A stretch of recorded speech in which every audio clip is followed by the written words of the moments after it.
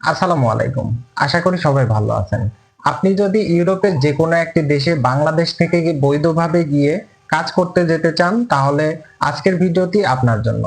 Visa গাইডের আজকের ভিডিওতে আপনাদের সঙ্গে আলোচনা করা হবে 2026 সালে ইউরোপের স্বনামধন্য আকর্ষণীয় দেশ পর্তুগালে বাংলাদেশী কর্মীদের জন্য কি ধরনের কাজের সুযোগ রয়েছে, বেতন কত দেবে, কিভাবে আবেদন করবেন, পর্তুগালে কাজের ভিসার জন্য আবেদন করতে হলে বাংলাদেশী প্রার্থীদের কি কি যোগ্যতার প্রয়োজন ইত্যাদি বিষয় আজকের ভিডিওতে তুলে ধরা হবে। তাই ভিডিওটি না টেনে সম্পূর্ণ দেখার অনুরোধ রইল। যারা এখনো ভিসা গাইড ইউটিউব চ্যানেলটি সাবস্ক্রাইব করেন নাই, অবশ্যই সাবস্ক্রাইব করে দিবেন আর পাশে থাকা বেল আইকনটি বাজিয়ে দিবেন, কারণ আমরা প্রতিনিয়ত বিশ্বের বিভিন্ন দেশের ভিসা সংক্রান্ত তথ্য আপনাদের সামনে তুলে ধরি। পর্তুগাল ইউরোপের অন্যতম আকর্ষণীয় সেনজেনভুক্ত একটি দেশ।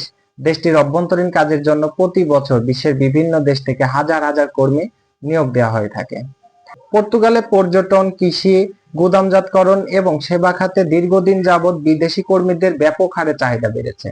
কারণ পর্তুগালের অভ্যন্তরীণ যে জনসংখ্যা রয়েছে তার অধিকাংশ জনসংখ্যাই অধিক বয়সের কারণে কিন্তু দেশটির অভ্যন্তরীণ কাজের জন্য বিদেশি কর্মী তারা নিয়োগ দিয়ে থাকে। চলুন জেনে নেওয়া যাক 2026 সালে পর্তুগালের সব থেকে জনপ্রিয় বেশ কয়েকটি কাজের বেতন এবং সুযোগ সুবিধা সম্পর্কে। Construction worker, factory worker, warehouse worker, hotel and restaurant staff, food delivery driver, agriculture sector, বিভিন্ন সেক্টরে কিন্তু পর্তুগালের দক্ষ কর্মীর সংকট দেখা দিয়েছে।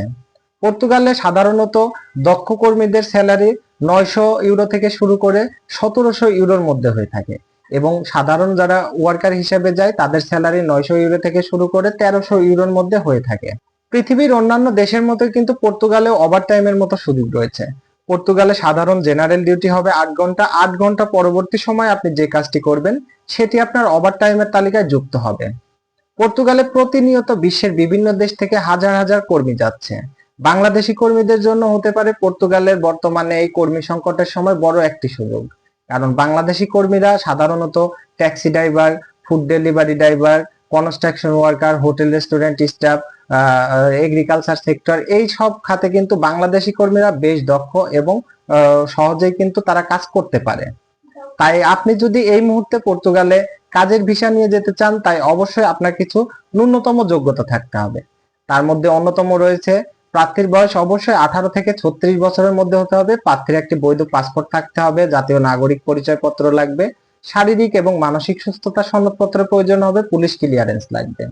এছাড়াও আপনার চাকরির অফার লেটারের প্রয়োজন হবে। সেটি আপনি চাইলে কিন্তু নিজে থেকেও পর্তুগালে কাজের ভিসার জন্য আবেদন করতে পারেন, অথবা বাংলাদেশে বিভিন্ন ট্রাস্টেড রিক্রুটিং এজেন্সি রয়েছে, আপনি চাইলে কিন্তু তাদের মাধ্যমেও আপনার পর্তুগালে কাজের ভিসা প্রসেসিং করাতে পারেন। বাংলাদেশ থেকে পর্তুগালে কাজের ভিসা প্রসেসিং করাতে সর্বোচ্চ 3 থেকে 6 মাসের মতো সময় লাগবে বন্ধুরা।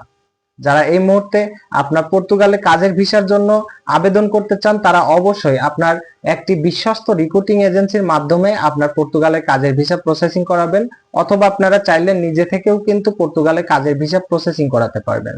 পর্তুগালে অনেক বড় বড় প্রতিষ্ঠান কিন্তু প্রতি বছর আন্তর্জাতিক জব পোর্টালের মাধ্যমে বিভিন্ন ধরনের নিয়োগ বিজ্ঞপ্তি প্রকাশ করে থাকে। আপনারা চাইলে খুব সহজে ঘরে বসে নিজে থেকেই কিন্তু পর্তুগালে কাজের ভিসার জন্য আবেদন করতে পারবেন। আপনার পর্তুগালের আবেদনটি যখন আপনার প্রতিষ্ঠান অ্যাপ্রুভ করবে, তার পরবর্তী সময় কিন্তু আপনি যে অফার লেটারটি পাবেন সেটা দিয়েই কিন্তু মূলত আপনি আপনার কাজের ভিসাটি প্রসেসিং করাতে পারবেন।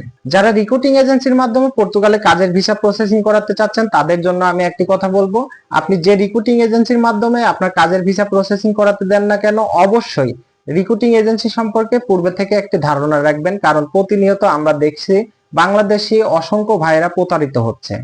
কারণ বর্তমানে বাংলাদেশে দালাল এবং প্রতারণা চক্র প্রলোভনে পড়ে অসংখ্য বাঙালি সর্বশান্ত নিঃস্ব হয়ে যাচ্ছে। বিদেশ যাওয়ার স্বপ্ন অবশ্যই ভালো একটি স্বপ্ন, কিন্তু এই স্বপ্ন দুঃস্বপ্নে পরিণত হয় তখনই যখন কোনো ব্যক্তি দালালের প্রলোভন অথবা মুখরোচক কোনো গল্পে বিশ্বাস করে দালালের হাতে তার সর্বোচ্চটুকু তুলে দেয়। তাই অবশ্যই যারা বিদেশে যেতে চান, বিশ্বের যে কোনো দেশে যেতে চান, অবশ্যই দেশটি সম্পর্কে ভালোভাবে আগে জেনে নিন, বুঝে নিন, তারপরেই কিন্তু বিদেশ যাওয়ার জন্য আগাবেন। আশা করি বুঝতে পেরেছেন আজকের আলোচনার বিষয়। ভিডিওটি ভালো লাগলে অবশ্যই লাইক, কমেন্ট, শেয়ার করবেন। যারা এখনো ভিসা গাইড ইউটিউব চ্যানেলটি সাবস্ক্রাইব করেন নাই, অবশ্যই সাবস্ক্রাইব করে দিবেন। আপনার মনের মধ্যে পর্তুগালের ভিসা সম্পর্কিত আরো অনেক প্রশ্ন থাকলে কমেন্ট সেকশনে কমেন্ট করে জানাতে পারেন, অথবা ডেসক্রিপশন বক্সে আমার নাম্বার দেওয়া থাকবে, যে কোনো প্রয়োজনে যোগাযোগ করতে পারেন। দেখা হচ্ছে পরবর্তী কোনো ভিডিওতে। ততক্ষণ ভালো থাকুন, সুস্থ থাকুন, ভিসা গাইডের সঙ্গেই থাকুন। আসসালামু আলাইকুম ওয়া রাহমাতুল্লাহ।